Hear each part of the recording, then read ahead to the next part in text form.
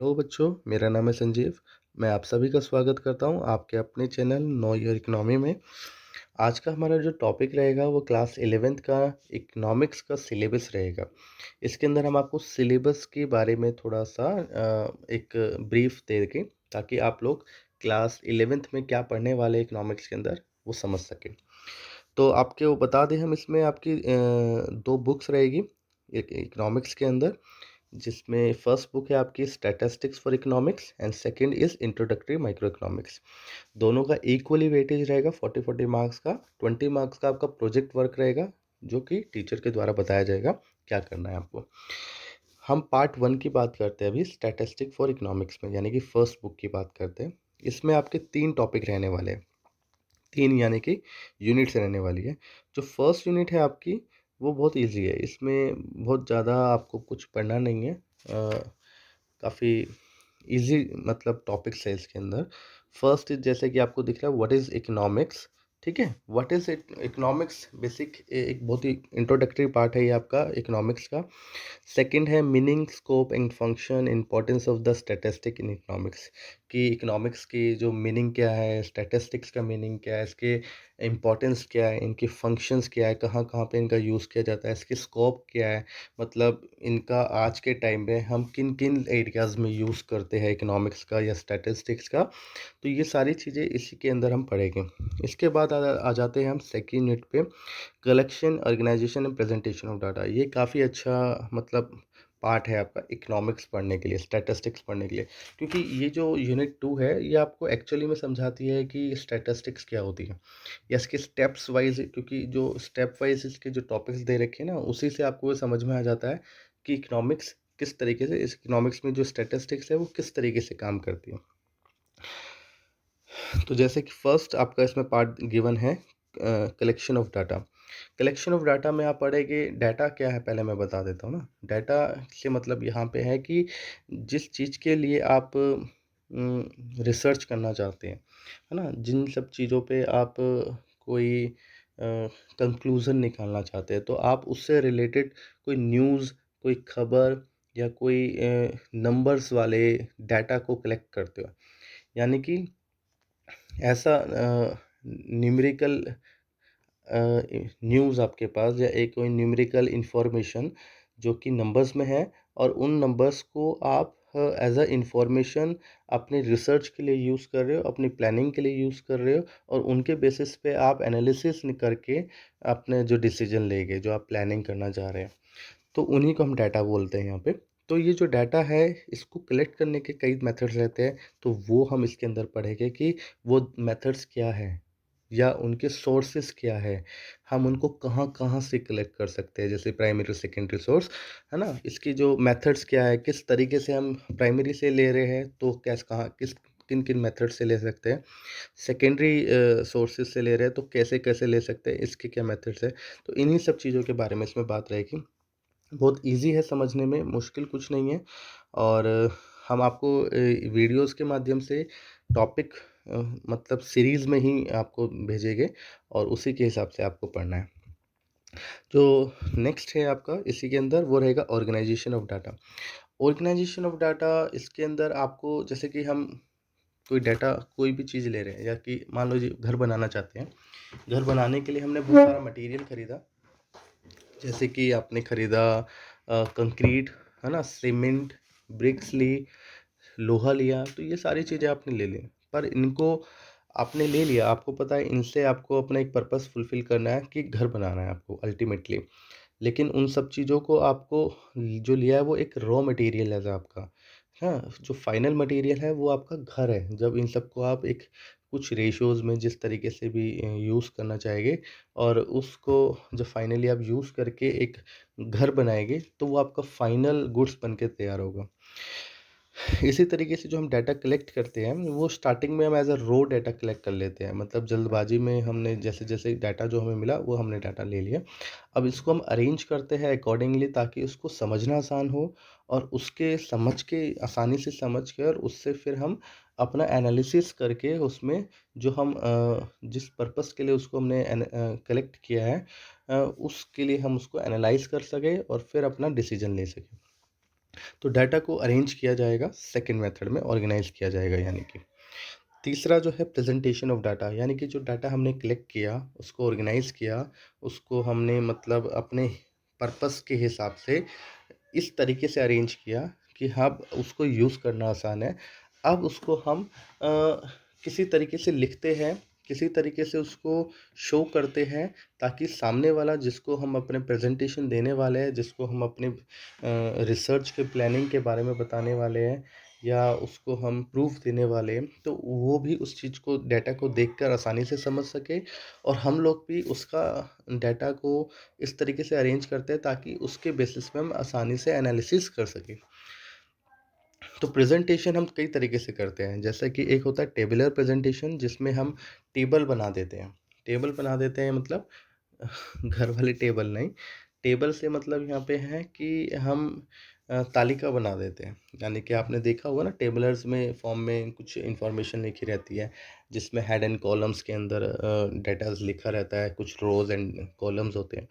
मैं उस टेबल की बात कर रहा हूँ। उसके अंदर आप देखते हैं जैसे मान लो आपने डेटा कलेक्ट किया एक रूरल एरिया से ना, गांव वाले लोगों का इनकम का डाटा कलेक्ट किया। अब उसको आपने अरेंज किया मेल एंड फीमेल में डिवाइड करके, कि रूरल एरियाज़ के मेल एंड फीमेल को आपने अलग अलग कॉलम में दिखाया, और एक आपने कुछ रोज सेलेक्ट करी, जिसमें आपने सैलरी का कुछ एक पैमाना रखा कि 5000 से बिलो कमाने वाले एंड 5000 टू 10000 के बिटवीन कमाने वाले, 10000 से 15000 के बिटवीन कमाने वाले, 15000 से अबव कमाने वाले। इस तरीके से आप, वो आप पे डिपेंड करता है कि आपका पर्पस क्या है, उसके हिसाब से मैं आपको एक एग्जांपल दे रहा हूँ। उसके बाद आपने मेल फीमेल के डाटास को वहाँ पे पुट कर दिया कि कितने कितने लोग आते हैं इस, इन जो रोज़ के अंदर डिफरेंट कैटेगरीज मैंने आपको बताई थी उसके अंदर। तो इस तरीके से आपने इसको प्रेजेंट कर दिया। अब इसको समझना आसान है, ज़्यादा मुश्किल नहीं है अगर आपने इस तरीके से अरेंज कर लिया। अगर मान लीजिए इस तरीके से अरेंज नहीं किया, तो और भी कई तरीके से होता है प्रेजेंटेशन करने का तरीका। जैसे कि आप ग्राफ बना सकते हैं, आप बार ग्राफ बना सकते हैं, हिस्टोग्राम बना सकते हैं, आप पाई चार्ट बना सकते हैं, ठीक है। ये सारी चीज़ें आपको समझ में आएगी अगर आपने, मुझे जहाँ तक लगता है, थोड़ा बहुत फैमिलियर हो गए नामों से, क्योंकि आपने 10th क्लास में भी ये मैथमेटिक्स के में पढ़ा होगा। ये वाला जो टॉपिक्स है जो मैं आपको बता रहा हूँ, स्टैटिस्टिक्स का थोड़ा बहुत पढ़ा होगा। उन्हीं सब चीज़ का यूज़ करके हम आगे पढ़ेंगे, प्रीवियस नॉलेज को साथ में लेके चलेंगे, ठीक है। नेक्स्ट है आपका प्रेजेंटेशन हो गया, इसके बाद है आपका स्टैटिस्टिकल्स टूल। हाँ, ये सबसे इम्पोर्टेंट है, और ये थोड़ा सा आपके लिए नया रहेगा, बहुत नया नहीं, थोड़ा सा नया रहेगा, क्योंकि इसका जो, इसके अंदर भी कई पार्ट हैं, पर इसका जो ये वाला पार्ट है मेजर सेंट्रल टेंडेंसी, ये वाला पार्ट आप ऑलरेडी पढ़ चुके हैं क्लास 10th में, इसलिए आपके लिए इजी है ना। हमारे लिए जो दो नई चीज़ें रहेगी वो सिर्फ ये रहेगी, एक कोरिलेशंस और एक है इंट्रोडक्शन टू इंडेक्स नंबर, ठीक है। तो ये दोनों चीज़ें भी बहुत मुश्किल नहीं है, पर इनको समझने के लिए आपको ये चीज़ समझनी अच्छे से आनी चाहिए, यानी कि इनका कैलकुलेशन बेस पे काम होगा। अगर आपकी कैलकुलेशन में ज़्यादा मिस्टेक नहीं होती है, तो आप ये अच्छे से स्कोर कर पाओगे इसमें नंबर, ठीक है। तो ये एक्चुअली में इसमें है क्या, मैं बता देता हूँ। स्टैटिस्टिकल्स टूल एंड इंटरप्रिटेशंस के अंदर जो आप डाटा कलेक्ट करते हैं, उसका ऑर्गेनाइज करते हैं, फिर उसका प्रेजेंटेशन करते हैं, फिर उसको आप ने डाटा ले लिया, उसको ऑर्गेनाइज कर लिया, उसका प्रेजेंटेशन कर दिया, पर क्यों किया, उसका कोई ना कोई पर्पस रहा होगा ना, कि आप कुछ एनालाइज करना चाहते थे। जैसे मैंने पीछे एग्जांपल दिया था, क्लास 11th ए और 11th बी, दो क्लास है आपके पास, और उन दोनों क्लास के बच्चों के इकोनॉमिक्स के मार्क्स के बेस पे आप ये परफॉर्मेंस चेक करना चाहते हो कि कौन से बच्चों की 11th के ए के बच्चों की या 11th बी के बच्चों की जो है परफॉर्मेंस अच्छी है इकोनॉमिक्स के। तो आप उनके डाटा लोगे, इकोनॉमिक्स के मार्क्स लोगे, अलग अलग क्लास 11th ए के 11th बी के, उसको ऑर्गेनाइज करोगे जिस भी तरीके से आप करना चाहते हो, उसका प्रेजेंटेशन भी कर सकते हैं अगर आपका मन है। उसके बाद फिर आपको ये सब होगा, लेकिन आपका जो पर्पस तो फुलफिल नहीं हुआ, क्या था कि कौन सी क्लास बेटर है। उसके लिए आपको सेंट्रल टेंडेंसी की जो, या मतलब अदर जो भी इसमें है, तो आपको स्टैटिस्टिकल टूल्स का यूज़ करना पड़ेगा, है ना। तो जैसे कि आपने अर्थमेटिक यूज़ किया, जो आपका जो टूल्स हैं, तो उसमें अर्थमेटिक मीन आपने यूज़ किया, यानी कि एवरेज। तो आपने क्लास 11th ए के एवरेज मार्क्स निकाले, ठीक है, 11th बी के एवरेज मार्क्स निकाले और उनके बेसिस पे आपने देखा कि 11th ए की जो एवरेज मार्क्स हैं, उनका एवरेज मार्क्स आ रहा है आउट ऑफ 100 64 आ रहा है, और जो क्लास 11th बी है उनका जो एवरेज मार्क्स आ रहा है आउट ऑफ 100 69 आ रहा है। तो आपने ये कंक्लूज़न निकाला कि क्लास 11th बी के जो बच्चे हैं वो क्लास 11th ए से थोड़ा-सा बेटर परफ़ॉर्म कर पा रहे हैं, ठीक है? अब उसके अंदर भी और ज़्यादा आपको क्लियर करना है तो उसके आगे और कोरिलेशंस वगैरह ये सारी चीज़ें रहती हैं। तो ऐसे मीडियन भी आप यूज़ कर सकते हैं, मोड भी यूज़ कर सकते हैं। तो ये सारे जो है स्टैटिस्टिकल टूल्स का यूज़ यहाँ पे हम करते हैं स्टैट्स के अंदर। तो ये आपकी 3 यूनिट्स थी इस फर्स्ट बुक के अंदर स्टैटिस्टिक्स फॉर इकोनॉमिक्स के अंदर, जो कि तीनों ही यूनिट्स आपकी काफ़ी ईज़ी हैं, बहुत मुश्किल नहीं है और इसमें मार्क्स आप काफ़ी अच्छे स्कोर कर सकते हैं। फुल मार्क्स स्कोर कर सकते हैं अगर आप इसकी प्रैक्टिस अच्छे से करते हैं, ठीक है? तो अब हम बात करते हैं आपकी बुक बी की, यानी कि इंट्रोडक्टरी माइक्रो इकोनॉमिक्स की। ये जो बुक है एक्चुअली में ये पढ़ के आपको मज़ा आ जाएगा, क्योंकि इन सब चीज़ों को जब आप पढ़ेंगे, माइक्रो इकोनॉमिक्स को, स्टैट्स को आपने पढ़ रखा है पहले भी थोड़ा सा, और इसको आप अच्छे से समझ लेंगे इस बार जब पढ़ेंगे 11th क्लास में। इसके अलावा जब आप माइक्रो इकोनॉमिक्स पढ़ेंगे तो आपको उन सब चीज़ों के बारे में भी पता चलेगा जो आप अपने डे टू डे लाइफ में, या आप न्यूज़पेपर में, या फिर आप कहीं कटिंग्स पे, या होर्डिंग में, या मैगज़ीन में, या न्यूज़ में सुनते रहते हैं, देखते रहते हैं। जैसे कि जीडीपीज़, है ना?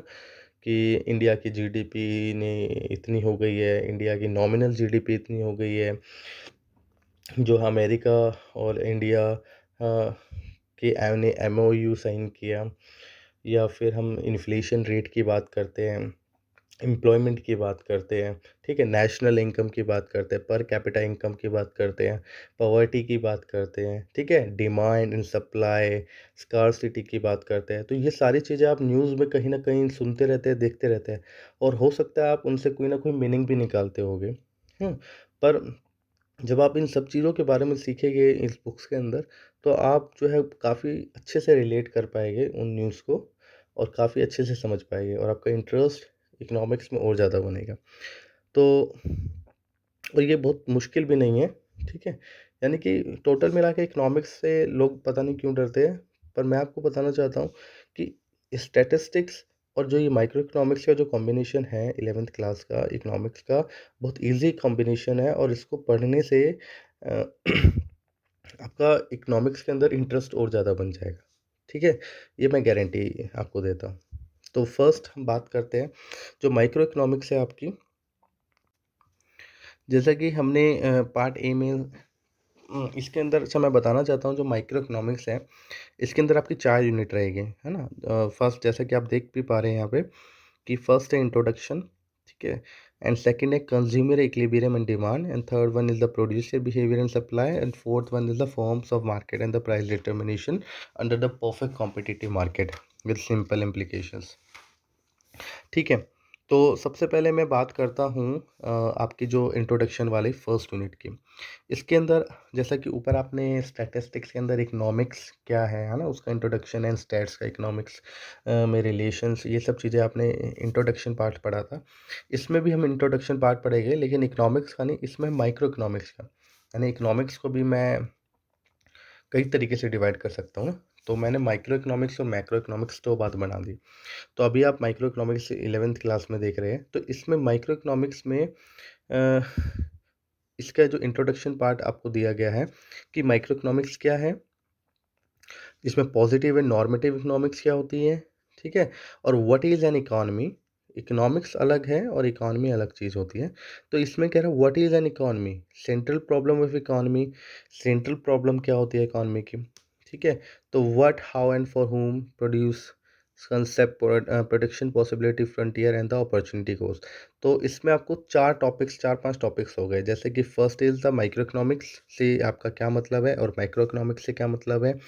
तो ये एक फर्स्ट पार्ट हो गया। इसी के अंदर एक पॉजिटिव एंड नॉर्मेटिव इकोनॉमिक्स में डिवीज़न हो गया, मतलब इकोनॉमिक्स को हमने 2 तरीके से डिवाइड कर दिया यहाँ पे, एक माइक्रो मैक्रो के हिसाब से और दूसरा हमारा जो डिवीज़न हुआ पॉजिटिव और नॉर्मेटिव इकोनॉमिक्स के हिसाब से।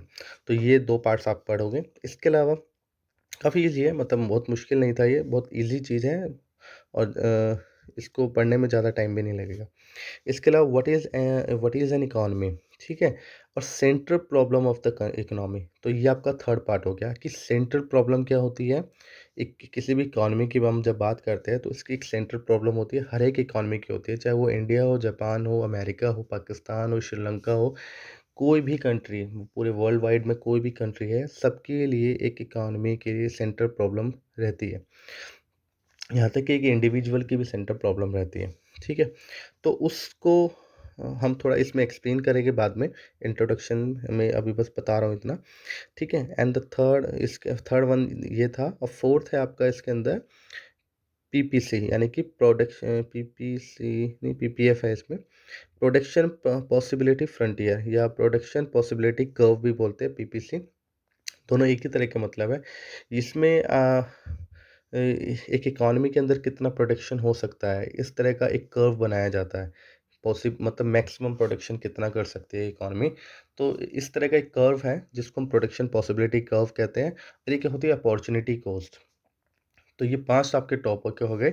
इन टॉपिक्स के बारे में बात करेंगे और बहुत मज़ा आएगा इनको पढ़ने में जब हम पढ़ेंगे।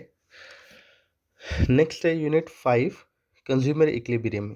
इसके अंदर बेसिकली आप कंज्यूमर से रिलेटेड जो भी चीज़ें हैं वो सब पढ़ेंगे। देखो कंज्यूमर से रिलेटेड बहुत सारी चीज़ें इसमें हैं, जैसे कि कंज्यूमर इक्विलिब्रियम क्या होता है, यानी कि कंज्यूमर का एक सेटिस्फेक्शन लेवल जहाँ पे उसको अचीव होता है, तो वो सेटिस्फेक्शन लेवल कहाँ पे होगा, मैक्सिमम सेटिस्फाई कब होगा। यानी कि अगर मैं मान लीजिए 5000 कमाता हूँ मंथली, तो वो 5000 में कहाँ कहाँ स्पेंड करूँ, कहाँ कहाँ खर्च करूँ कि उसको किस तरीके से मैं पैसे को खर्च करूँ कि मेरे को मैक्सिमम सेटिस्फेक्शन मिले।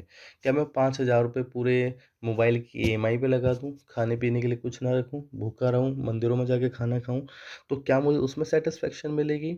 या मैं उस 5000 रुपये में से 2000 रुपये अपने खाने के लिए निकालूँ, 1000 रुपये अपने ट्रैवलिंग के लिए निकालूँ और 2000 रुपये किसी और पर्पस के लिए, मोबाइल वगैरह के लिए, एंटरटेनमेंट के लिए निकालूँ और 1000 रुपये मैं सेविंग करूँ, तो क्या करूँ मैं? इस तरीके से हम ये सब चीज़ें अगर डिसाइड करते हैं तो उसी को हम इसमें उसी को इसमें हम आगे पढ़ेंगे, ठीक है? यानी कि कंज़्यूमर के एस्पेक्ट से हम इसके अंदर पूरा पढ़ने वाले हैं, कंज़्यूमर इक्विलिब्रियम के अंदर। अच्छा, कंज़्यूमर के हिसाब से ही एक डिमांड भी होती है, यानी कंज़्यूमर जो चीज़ें मार्केट में मौजूद होती है, उन चीज़ों को चाहता है, खरीदना चाहता है, उनको यूज़ करना चाहता है, उनको उनका यूज़ करके अपनी जो नीड्स है उसको फुलफ़िल करना चाहता है। तो उसके द्वारा जो चीज़ें खरीदी जाती है, माँगी जाती है, आस्क की जाती है, उसके लिए एक वर्ड यूज़ किया जाता है डिमांड, ठीक है? तो आपने सुना भी होगा डिमांड एंड सप्लाई। तो डिमांड कौन करता है? कंज़्यूमर करता है, इसलिए डिमांड को हम कंज़्यूमर वाले चैप्टर में ही, यानी कि यूनिट 5 में, यानी यूनिट 5 से मतलब है आपके यूनिट 2, इस बुक का यूनिट 2 है ना? तो इसमें पढ़ेंगे।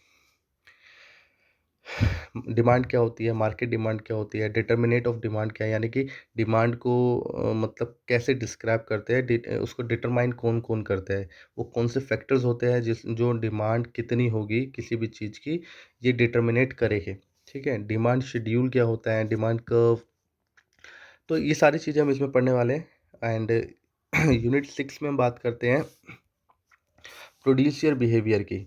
जैसे मैंने बताया ऊपर, उसमें ऊपर वाले जो अभी यूनिट थी, यूनिट 5, उसके अंदर हमने बात करी थी कंज्यूमर इक्विलिब्रियम की, यानी कि कंज्यूमर के बिहेवियर की बात कर रहे थे, उसके इक्विलिब्रियम की बात कर रहे थे कि कंज्यूमर कहाँ पे ज़्यादा सेटिस्फाई फ़ील करता है और उसके साथ रिलेटेबल था डिमांड, तो इसलिए हमने डिमांड उनके साथ पढ़ा था। अब इसी के टॉपिक में, यानी कि यूनिट जो 6 है आपकी, इस बुक का यूनिट 3 है, तो प्रोड्यूसर बिहेवियर एंड सप्लाई है।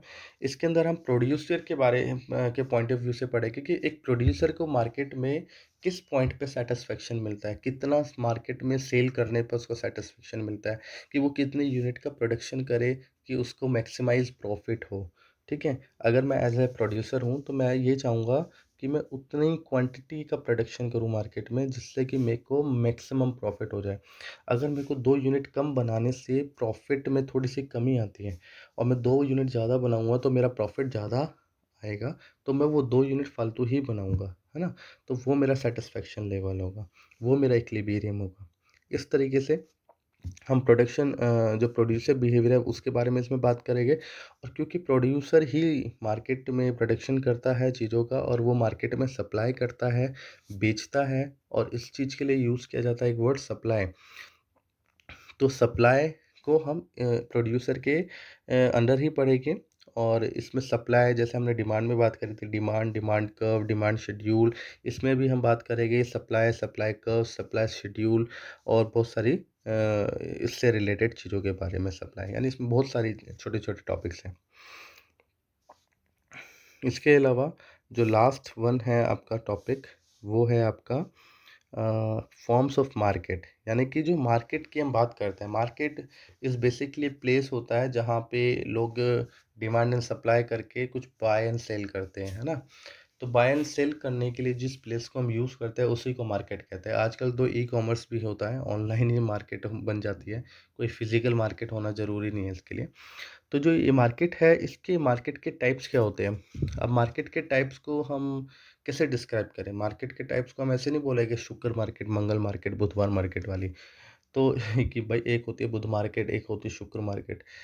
इस तरह के टाइप्स की बात नहीं कर रहा है, ये बात कर रहा है मार्केट के उन टाइप्स की जो कि मार्केट में बिकने वाली जो वस्तुएँ हैं, यानी कि जो कमोडिटीज़ को हम सेल और परचेज़ करते हैं, उनकी क्वालिटीज़ क्या है, ठीक है? उस मार्केट में एंटर करना और एग्ज़िट करना कितना आसान है, एक कंज़्यूमर के लिए नहीं, एक प्रोड्यूसर के लिए, ठीक है? उस मार्केट में जो जो कमोडिटीज़ सेल और बाय हो रही है, उन सब चीज़ों का उस कंज़्यूमर को कितना नॉलेज है। तो इन सब चीज़ों के ये एक ग्राउंड्स है, इन सब चीज़ों के बेसिस पे हम डिसाइड करते हैं कि वो मार्केट का क्या टाइप है, ठीक है?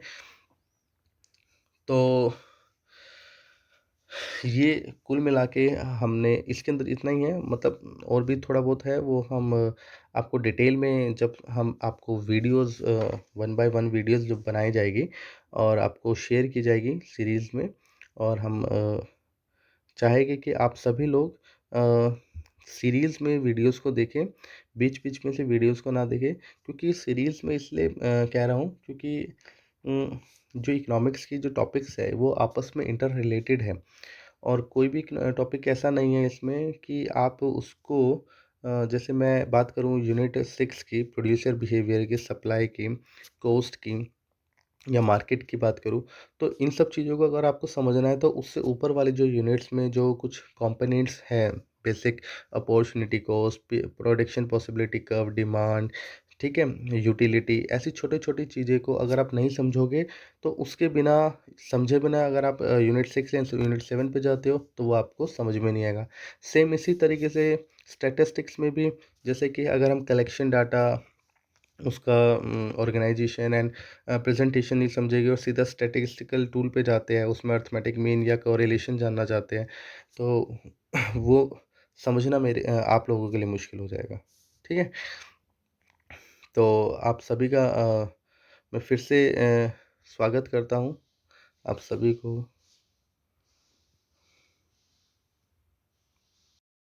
चलिए अभी के लिए इतना ही काफ़ी है फिर से एक और वीडियो के माध्यम से आप सभी से मुलाकात होगी तब तक के लिए bye bye and keep watching our channel know your economy and subscribe या चैनल ताकि आप सभी को टाइम टू टाइम हमारे जो है नोटिफिकेशन मिल सके जैसे ही वीडियो अपलोड होते हैं तो आपको फर्स्ट ऑफ ऑल आपको यहाँ से नोटिफिकेशन जाएगा ताकि आप अपनी पढ़ाई को कंटिन्यू रख सके धन्यवाद